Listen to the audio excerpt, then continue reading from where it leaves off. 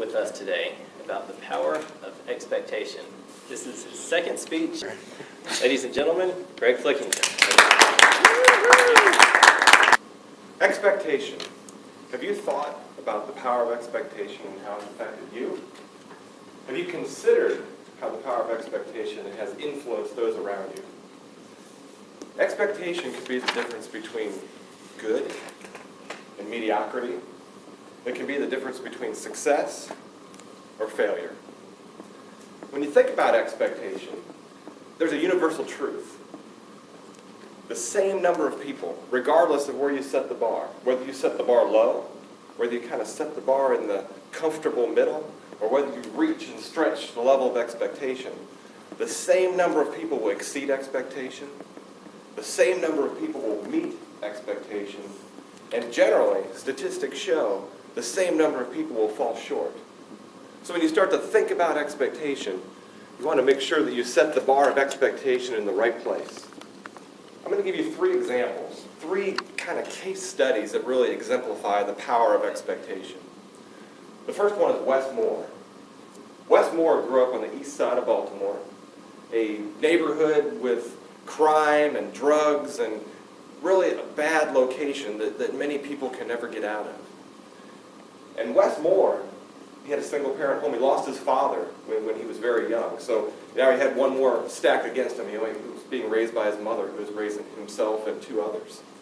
But Wes Moore went to Johns Hopkins University, graduated, became a Rhodes Scholar, ended up serving as a captain in the Army, and then he ended up being a fellow at the White House, serving under Condoleezza Rice.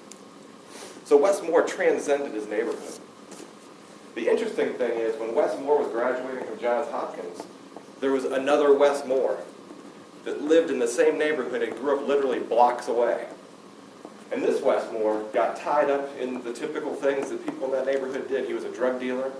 And at the same time Wes Moore was graduating from Johns Hopkins, the other Wes Moore was involved in a jewelry robbery, jewelry store robbery. He ended up that there was an off-duty police officer that was shot and killed. And the other Wes Moore, when Wes Moore was graduating from Johns Hopkins, he currently is serving life in prison for murder. Now when you look at the 2 Wes Moores, everything is the same neighborhood. They were both raised in single-parent homes. The same environment was all around them. They even had the same academic aptitude. The only difference was expectation.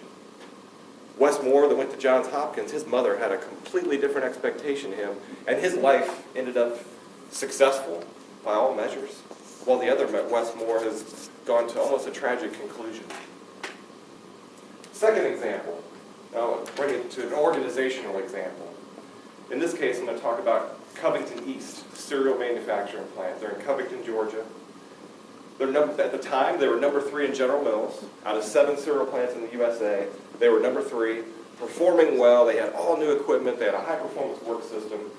By all measures, comfortable, strong, good, well-performing organization.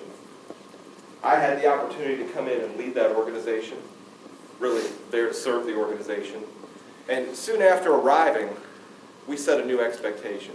And the expectation was based on 2 words: beat Lagos. Lagos was Lagos, Mexico. Lagos was another cereal manufacturing facility, except they were in CPW, which is called Cereal Partners Worldwide. It's a joint venture between General Mills and Nestle. And Lagos had gone from the bottom of the CPW organization on a financial basis, and they had ascended all the way to number 1. And at that time, they had just surpassed Poland to become the number 1 cereal manufacturing plant in all of CPW, measured by financial cost per case. It ends up that their financial performance was better than any plant in General Mills, better than any plant in Kellogg's, better than any plant in Post. They were literally the number 1 cereal plant in the world. So we set the new expectation. We wanted to beat Lagos. The first thing we did, we had 13 people, went down and benchmarked Lagos. We spent 7 days, integrated their work system, worked hand in hand and tried to learn everything that they did, what made them special. They didn't have new equipment like we had, but they did things differently.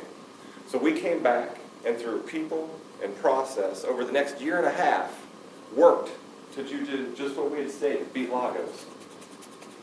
At the end of 1.5 years, Covington East became the #1 cereal plant in all of General Mills on a financial basis. But not only that, they had surpassed Lagos, Mexico, and effectively had become the #1 cereal plant in the world. Again, all because of two words that set a new expectation. And the third and final example I'm going to bring really close to home. In this case, I want to tell you about my daughter, Maddie. She's an 11-year-old. She's in middle school, 6th grade. And we're through most of the school year at this point. So we're well over halfway through the school year. And as at this point in time, she, for the year, has 100% in science.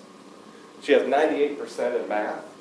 She has 98% in English or language arts.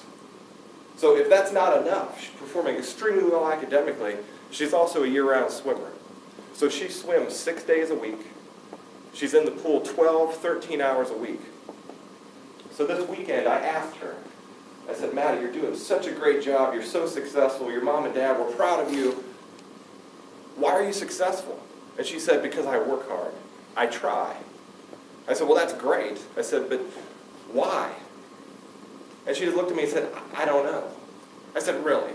Kind of like Bob had asked Tommy, what motivates Tommy? So I asked my daughter, I go, what motivates you? And she just looked at me and said, I really don't know. But I think we know. What motivates her is the power of expectation.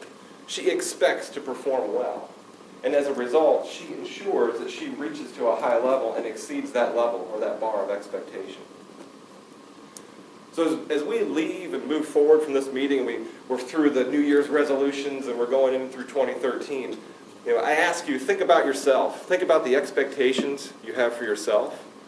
Think about the expectations you have for others and others in your organization. And be sure that when you set that expectation, think about setting the bar high.